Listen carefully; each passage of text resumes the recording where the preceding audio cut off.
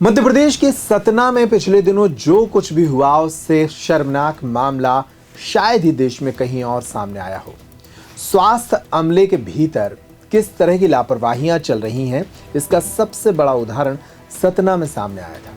यहां थैलीसीमिया जैसी जानलेवा बीमारी से जूझ रहे बच्चे जब रक्त चढ़वाने पहुंचे तो उन्हें HIV संक्रमित रक्त चढ़ा दिया गया।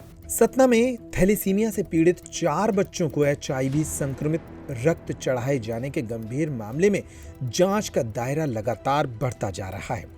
इस प्रकरण की जांच अब एक साथ 3 समितियां कर रही हैं। एक ओर जहां केंद्रीय औषधि मानक नियंत्रण संगठन की टीम 2 दिनों से सतना में डटी हुई है, वहीं गुरुवार को राज्य स्तर की जांच टीम भी मौके पर पहुंच गई, जबकि जिला स्तर की एक टीम भी सक्रिय है जो अपनी रिपोर्ट तैयार कर रही है। राज्य से आई टीम ने पहुंचते ही जिला अस्पताल स्थित ICTC यानी integrated council and testing centre से जांच की शुरुआत की। उल्लेखनीय है कि स्वास्थ्य मंत्री राजेंद्र शुक्ला के निर्देश पर गठित 6 सदस्यीय जांच दल गुरुवार को सतना पहुंचा है। इस टीम में क्षेत्रीय संचालक स्वास्थ्य रीवा संभाग डॉक्टर SB अवधिया सहित कई अधिकारियों की एक टीम शामिल है। इस मामले की अब राज्य स्तरीय जांच चल रही है, लेकिन इस मामले पर हंगामा भी बरकरार है। राज्य से पहुंची एक टीम ने सतना में जांच पड़ताल शुरू कर दी, लेकिन इसी बीच कांग्रेस ने इस मुद्दे को जमकर उठाने की कोशिश शुरू कर दी है।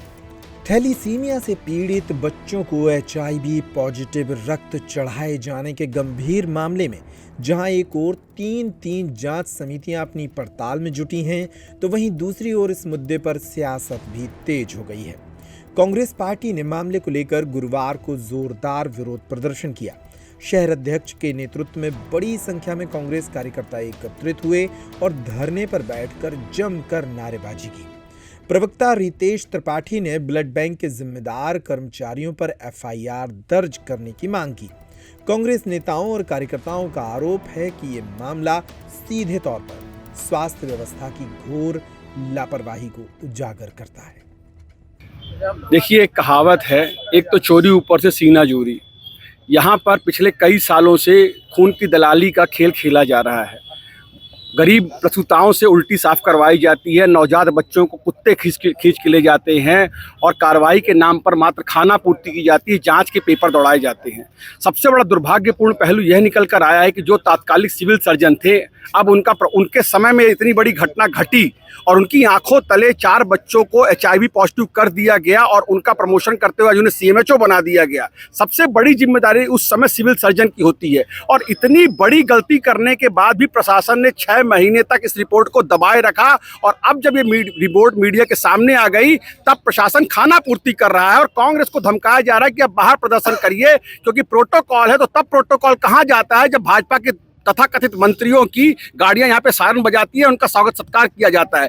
चंद कदम की दूरी पर प्रदेश का स्वास्थ्य मंत्री राजेंद्र शुक्ला जी रहते हैं। वो आए दिन यहाँ पर दौरे की खाना पूर्ति करते हैं, रील बनाते हैं, पर बच्चों के साथ ऐसी अमानवीय घटना घट जाती है। 2 बच्चों की हालत इतनी जर्जर, उनकी बाप के पास 2 जून की रोटी का भी पैसा नहीं है, कहां से उनकी भरपाई हो पाएगी। सेंट्रल की टीम आकर जांच कर रही है, पर यहाँ के CMHO को पता भी नहीं है कि कौन सी जांच कर रही है और जांच किस तरह की चल रही है। ICTC के 2 सेंटर हैं, एक नैदानिक केंद्र में चलता है, एक जगदीश भवन में चलता है।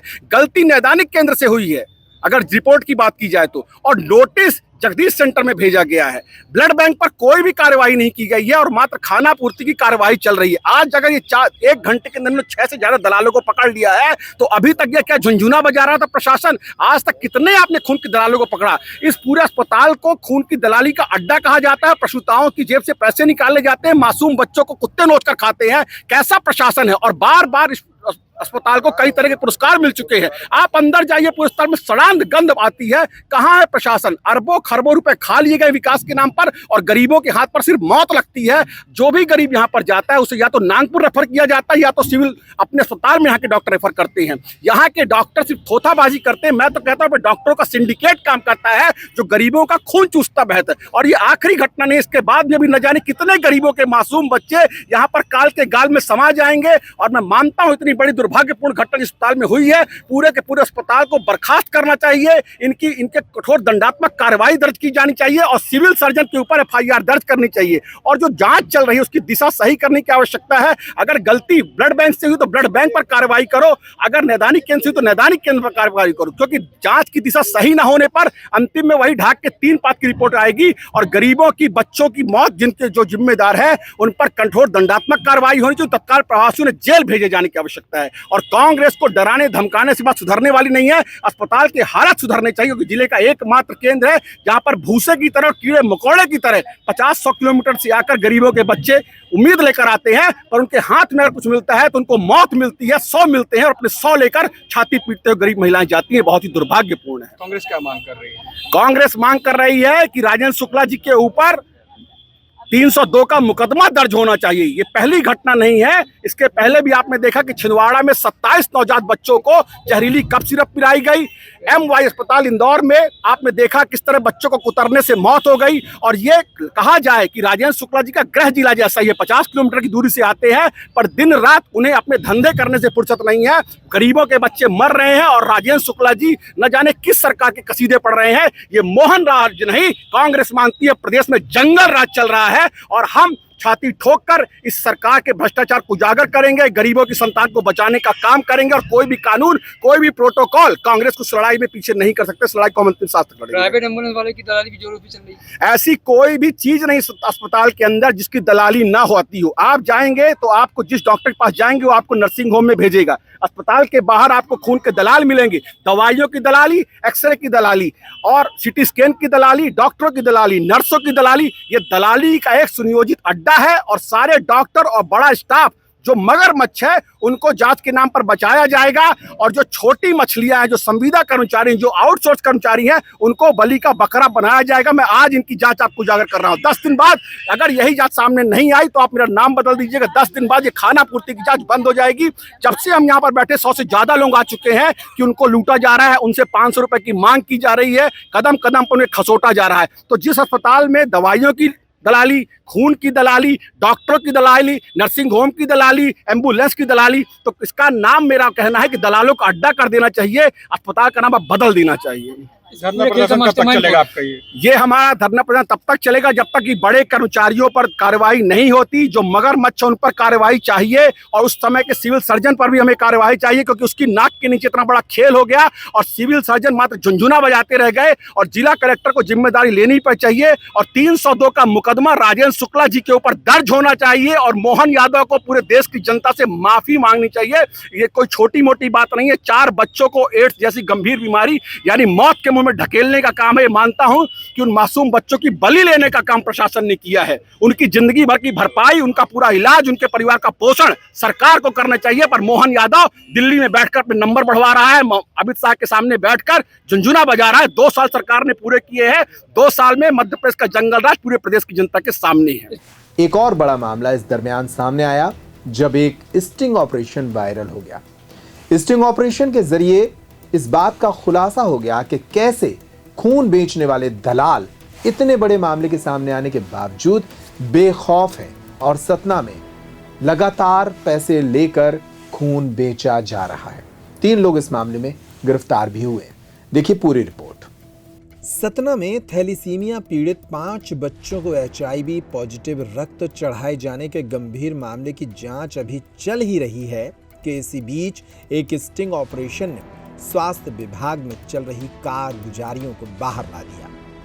यहाँ एक स्टिंग ऑपरेशन वायरल हो रहा है जिसमें 4500 रुपए में सौदा करते हुए 3 रक्त के दलाल पकड़े गए हैं। HIV संक्रमित रक्त मामले की जांच के बीच इस स्टिंग ऑपरेशन के सामने आने के बाद ये बवाल मच गया। इसका खुलासा तब हुआ जब SDM सिटी के एक ड्राइवर ने रक्त का जरूरतमंद बनकर इस दलाली का पर्दाफाश कर दिया। इस मामले में पुलिस ने आरोपी रजनीश, आरोपी मोहम्मद कैफ और अनिल गुप्ता को गिरफ्तार कर उनसे पूछताछ शुरू कर दी है। सुनिए इस मामले में SDM राहुल सिलाड़िया ने क्या कहा। ऐसी जानकारी प्राप्त हुई थी कि कुछ जो सामने अस्पताल के बाहर जो पान की दुकान, गुमटी, ठेले जिस टाइप की जो है, जो फल सब्जी की दुकान है, इस टाइप में यहाँ पर ब्लड की ये लोग दलाली करते हैं, इसकी सूचना हमें प्राप्त हुई थी। तो हमने एक व्यक्ति को पहले भिजवाया एक पर्ची कटवा कर और उससे कुछ ब्लड ग्रुप के संबंध में बोला कि ये ब्लड ग्रुप उपलब्ध करवा सकता है, तो उसके द्वारा इसमें स्वीकार किया है कि हाँ वो उपलब्ध करवा देगा और राशि 4,500 रुपये की मांग की गई। उसके बाद उस व्यक्ति को हमने अपने पास बुला के 4,500 रुपये उपलब्ध करवाया। 4,500 रुपये देने के पहले हमने उन नोट के नंबर नोट कर लिए और उसका एक वीडियो भी बना लिया टाइम स्टाम्प के साथ में, और वो उसको नोट उपलब्ध करा दिए हमने। और उसके बाद जब वो उसके पास गया तो उसने डोनर को बुलाने की बात कही और सैंपल की बात कही, और उसने उससे 4,500 रुपये प्राप्त कर लिए और डोनर को बुलाया। हमने 4,500 रुपये प्राप्त करने के बाद उसे पकड़ लिया है और उसके पास से नोट बरामद हुए जो हमने उसे उपलब्ध करवाए थे। और अभी हम लोग और जानकारी ले रहे हैं कि किस प्रकार से ये लोग, क्या इनका मोडस ऑपरेंडी रहा करता था। कहीं ना कहीं संदिग्ध भूमिका लग रही है ब्लड बैंक वालों को भी इसमें। मैं अब बात करता हूँ उससे क्या क्या जानकारी हमें मिलती है, उसके बाद अगर कोई दोषी कर्मचारी पाए जाते हैं तो कार्रवाई हम लोग प्रस्तावित करवाएंगे। सर अभी मामला सेंसिटिव चल रहा है, 4 महीने से ट्रेसिंग भी नहीं हो पा रही, उसके बाद ऐसा मामला सामने आने का।